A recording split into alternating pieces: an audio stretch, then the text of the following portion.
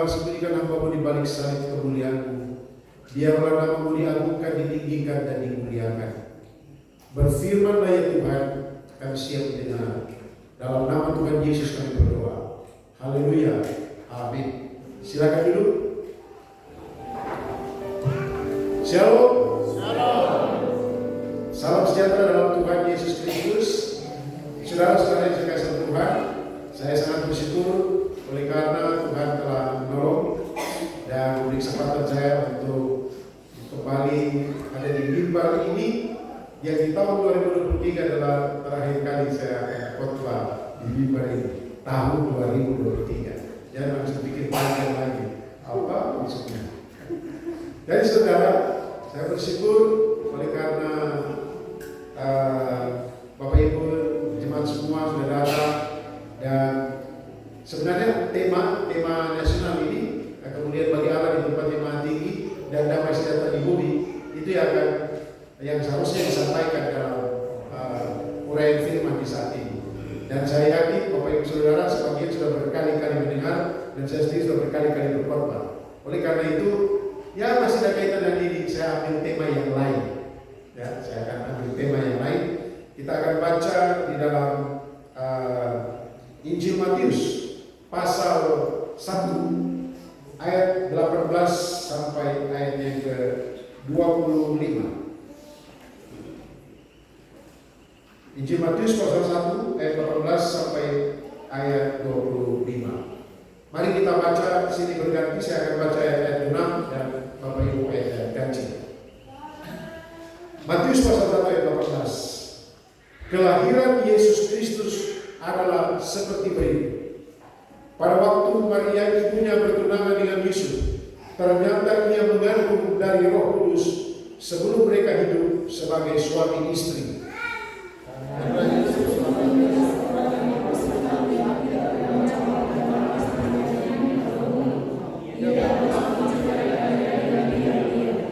Tetapi ketika ia mempertimbangkan maksud itu, malaikat Tuhan nampak kepadanya dalam mimpi dan berkata, Yusuf, anak Daud, janganlah engkau takut mengambil Maria sebagai istrimu, sebab anak yang di dalam kandungannya adalah dari Roh Kudus.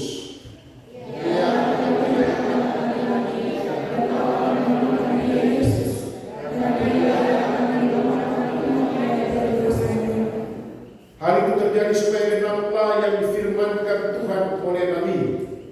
Sesungguhnya dari akan menggunakan seorang anak laki-laki dan mereka akan menamakan dia Immanuel, yang berarti Allah menyertai. Sesudah bangun dari tidurnya, Yusuf berbuat seperti yang diperintahkan malaikat Tuhan itu kepadanya. Ia mengambil Maria sebagai istrinya.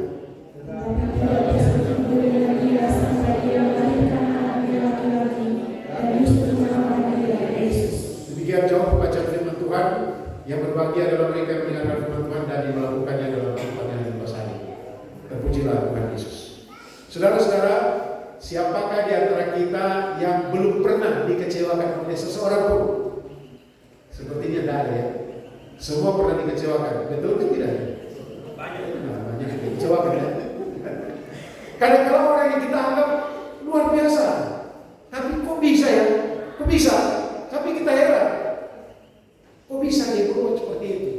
Kok bisa dia tikam dari belakangnya? Kok bisa? Ini pertanyaan ini sesuatu yang lumrah. Saudara-saudara saya kasih Tuhan Yesus Kristus. Dan sebetulnya itu dialami oleh seorang yang bernama Yusuf. Dari Yusuf kita akan belajar satu hal yang sangat penting, tema yang penting adalah, kalau saya berikan tema ketulusan dalam melayani, atau melayani dengan tulus, atau orang yang tulus dalam melayani. Saudara-saudara yang saya kasih dalam Tuhan Yesus Kristus, cerita di sini, jadi Maria sudah mengandung tanpa sepengetahuan dari tunangannya. Dan tentunya Yusuf itu emosi besar, cemburu, tapi dia sayang banget sama Maria. Nah, saudara-saudara yang saya kasih tahu, tetapi malaikat menjumpai dia dan memberitahukan bahwa anak yang dikandung itu dari Roh Kudus. Dan ada beberapa perintah yang harus dilakukan oleh oleh Yusuf dan Yusuf melakukannya.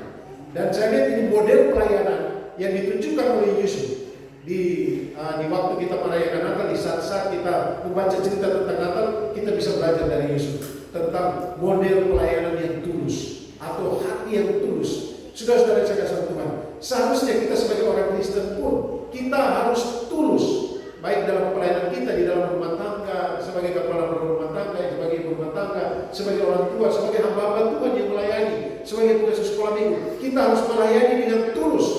Tulus itu apa? Tulus itu artinya murni. Murni itu apa? Murni itu tanpa motif-motif secara khusus untuk keuntungan pribadi atau cari muka, cari nama dan lain sebagainya. Dan itulah yang ditunjukkan oleh Yusuf. Ada 3 ciri atau 3 teladan bisa juga yang diberikan oleh Yusuf atau ditunjukkan oleh Yusuf berkaitan dengan ketulusan. Orang yang tulus yang pertama, kalau kita perhatikan ayat 18, orang yang tulus itu dia, ayat yang ke-11, orang yang tulus dia adalah seseorang yang dia, kalau dikatakan di sini, menjaga nama baik, berarti dia berkomitmen. Seorang yang tulus hati pasti memiliki komitmen kuat. Komitmen apa, saudara? Di sini kita lihat dijelaskan bahwa Yusuf dan Maria, kalau di dalam ayat yang ke-18-19, ini dia sudah pakai begini, ayat 19. Karena Yusuf suaminya, padahal mereka belum menikah. Sementara di bagian lain, kalau kita melihat, dikatakan tunanganmu. Jadi mereka masih tunangan. Nah, di kalangan orang Israel pada waktu itu ada 3 jenis pertunangan bersama pernikahan. Ada pertunangan yang pertama masih kecil, dijodohkan, ditunangkan. Itu masih bisa batal. Tapi yang kedua adalah ditunangkan, bertunangan tapi tidak bisa batal. Itu sudah dianggap sebagai suami dan istri. Jadi pada waktu acara mungkin ada dibuat tentang pertunangan, istri atau si perempuan tetap tinggal di rumah ibunya, mungkin dilatih supaya jadi ibu rumah tangga yang baik, ya. Sementara si laki-laki pergi menyiapkan tempat atau rumah. Ilustrasi ini dipakai Yesus di dalam Yohanes 14. Nah, dia bangun rumah, kalau sudah selesai, maka dia bawa rombongan banyak, dan rombongan itu berteriak, mempelai laki-laki datang, mempelai perempuan. Ya, tidak tahu apakah itu sudah disetting atau apa. Yang jelas itu tradisinya seperti itu. Dia buat rumah, setelah itu saya datang. Nah, baru yang ketiga itu sudah pada pernikahan. Nah, di sini mereka masih tunangan, saudara. Dan Yusuf dia dapati, ini kenyataan yang dikatakan, saudara. Kita lihat ayat 18. Kelahiran Yesus Kristus adalah seperti berikut. Pada waktu Maria ibunya bertunangan dengan Yusuf, ternyata suatu kenyataan pahit yang tidak disangkal. Maria mengandung, Yusuf dengar. Tapi mereka sudah ada komitmen bahwa Maria ini adalah calon istri, atau ya dikatakan di sini istri itu, artinya sudah kuat. Dia cinta banget, cinta mati. Ada komitmen kuat di sini, sehingga bukti dari komitmennya, dia tidak mau mencemarkan nama istrinya. Dia jaga nama baik istri. Orang yang berkomitmen dalam kehidupannya, maka dia akan melakukan apa yang menjadi komitmennya, apa yang menjadi janjinya, apa yang menjadi ikrarnya. Dia akan lakukan. Apapun persoalannya, apapun tantangannya. Saudara, orang yang berkomitmen itu jarang sekali ya. Kadang-kadang dia bilang iya. Makanya saya ingatkan caleg-caleg sekarang ya, kalau Tuhan berkenan di jemaat sini ada ya, ada. Nah, kalau Tuhan berkenan terpilih, ingat baik-baik, janjimu pegang. Makanya dia kalau banyak janji, pikir betul apa ya kan, tidak apa jadi. Tetapi saudara, kalau kita komitmen untuk rakyat, kalau kita komitmen untuk pelayanan, kalau kita komitmen untuk sebagai suami, sebagai istri, sebagai orang tua, ada komitmen, ikrar yang dijanjikan, maka kita harus jaga itu baik. Kita lihat di sini, Yusuf itu orang yang tulus hati. Orang yang tulus hati ini, dia tidak mau mencemarkan nama kata istrinya. Tadi di atas kan tunangan, toh. Ini sedang menjelaskan tentang ikrar tulus yang sudah dijalani dan dia jaga itu. Sekalipun Maria, dia pikir ini sudah selingkuh, ya toh? Dia tidak tahu sebelumnya. Tetapi yang jelaskan dia dikatakan oleh Roh Kudus. Makanya saya cerita dari awal ini. Nah, saudara-saudara saya kasih Tuhan, peganglah komitmen. Saya mengucap syukur di tahun ini 40 tahun saya ada di ladang pelayanan, penginjilan, pemutaran film Yesus, menggembalakan. Kalau menggembalakan mulai tahun 90, sebenarnya dan 85 sudah mulai. Karena kami mulai Jumat-Jumat baru, kemudian menggembalakan saya dengan Bapak Pendeta. Saudara yang saya kasih Tuhan Yesus Kristus. Ini yang pertama. Orang yang tulus hati, orang yang melayani dengan tulus, cirinya dia tetap pegang kuat komitmennya. Jemaatnya sedikit kah, banyak kah, jemaatnya bikin kepala sakit kah, atau menyenangkan kah? Aduh, kan saya di sini menyenangkan. Walaupun itu sedikit, kadang-kadang cerita ini kita mau pulang semua 3 menit. Itu pada pesawat ini, cepatnya jadi terlambat. Ya kadang-kadang seperti itu ya. Karena kasih sedikit. Kan kalau ibadah kan 1,5 jam, ada yang 1 jam. Nah cepat-cepat pulang, cepat tunggu ini. Nah setelah itu pelayan-pelayan semua tunggu, kita ada fellowship lagi, cerita-cerita. Ini sudah jam 3 ini. Nah lebih enak seperti itu ya. Makanya saya selalu nasihati, saya bilang, hati-hati, jemaat yang masih kecil seperti ini, jagalah persaudaraan, jagalah kerukunan, persekutuan itu indah. Nanti kalau sudah banyak, jangan pendetanya, gembalanya, jadi bintang film, tinggal masalahnya setengah mati berdapat. Tetap hamba adalah hamba yang melayani, atau apapun kita namanya pelayan. Kadang-kadang saya juga malu di sini, tidak diperlakukan sebagai pelayan, tapi sebagai bos. Wah, ini bisa malu juga. Tapi saudara, inilah persekutuan. Jaga komitmen Bapak Ibu. Kita keluarga, kita pelayanan, dan yang kita lakukan. Itu yang pertama ya. Orang yang tulus pasti menjaga komitmennya. Yang kedua, ayat 20. Tetapi ketika mempertimbangkan maksud itu, saudara yang saya kasih Tuhan, orang yang tulus hati itu dia pasti memiliki komitmen kuat. Yang kedua, karena komitmen kuatnya ini, dia adalah seseorang yang penuh pertimbangan. Tidak emosi, tidak harus ambil keputusan cepat. Di sini kalau dibilang, aduh Maria ini kenapa kok say? Kalau sekarang ini, mungkin kalau WA sekarang bilang, say, kenapa say? Say bukan? Ya tak? Atau kalau laki-laki kan mau pakai bro, kan kalau pacar laki-laki bilang ke ceweknya bilang apa? Saya atau apa? Atau boleh bilang saya? Atau love. Kenapa kau begini? Kalau mau dia emosi bilang saya, tapi dia mau bilang saya dan dia. Saya tidak akan mengangkat topik itu, tapi saya mengangkat di mana pribadi Yusuf ini adalah pribadi yang penuh pertimbangan. Persoalan bisa saja datang dalam kehidupan kita, dalam pelayanan kita, tantangan bisa saja datang, tapi jangan cepat-cepat ambil keputusan. Proses kepindahan rencana kami akan kembali ke Manado, bukan baru tahun ini. Itu sudah lama. Mungkin masih kuliah lama. Sudah mulai Tuhan. Tapi Tuhan taruh di hati saya itu memulai jemaat-jemaat baru atau melayani di kampung-kampung. Ya, ke pedalaman, jalan. Ini saudara sudah lihat bulan September kita ada ke kampung. November lagi baru ada lagi kita pergi ke pelayanan di kampung-kampung. Di sini juga ini dulu hutan sekali ya. Kita datang pakai hardtop, pakai motor, pas pakai bancakan karena becek-becek. Tapi ada satu ibu janda dari sini, masa kita membiarkan? Ya, saudara yang saya kasih Tuhan. Di sini kita, kalau kita di tengah pelayanan kita, baik di tengah keluarga sebagai suami, istri, anak-anak, atau di tengah jemaat, persoalan apapun janganlah kita membuat keputusan cepat-cepat. Kalau dalam keadaan marah, emosi. Kira-kira Yusuf emosi ini kan tidak? Wah, ini tunangan tiba-tiba hamil mengandung, emosi, cemburu. Dalam keadaan ini dia pikir, terus dia pertimbangkan, akhirnya bawa di dalam mimpi. Ketika dia mimpi, malaikat jumpai dia. Yusuf, bayi yang dikandung Maria itu dikandung dari Roh Kudus, dia tidak selingkuh. Peraturan pada waktu itu Bapak Ibu Saudara, kalau mereka sekalipun sudah tunangan pada tahap kedua, kalau mereka tidur bersama, itu laki-laki perempuan dibawa keluar, dan kemudian laki-laki di Israel umur 20 tahun ke atas ambil batu masing-masing dan lempar mereka sampai mati. Itu aturan pada waktu itu. Dan Yusuf yang menjaga nama baik dari Maria, dia pikir, pertimbangkan. Belajarlah untuk jangan cepat-cepat ambil keputusan. Kalau marah, tenangkan diri dulu, minum air putih, jangan minum cap tikus ya. Minum air yang kasih tenang pikiran.